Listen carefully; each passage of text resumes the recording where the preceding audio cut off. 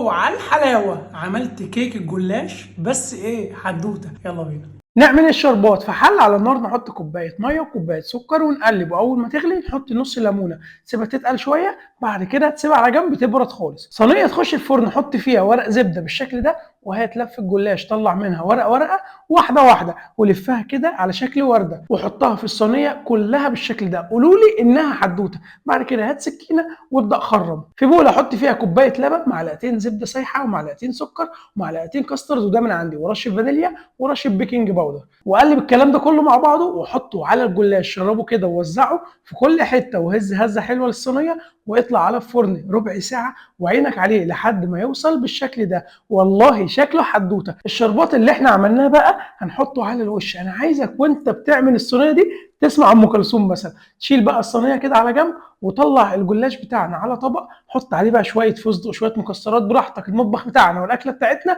ومحدش ليه حاجه عندنا. اعمل سيف للحلقه دي. الواد حدوته مروق عليكم.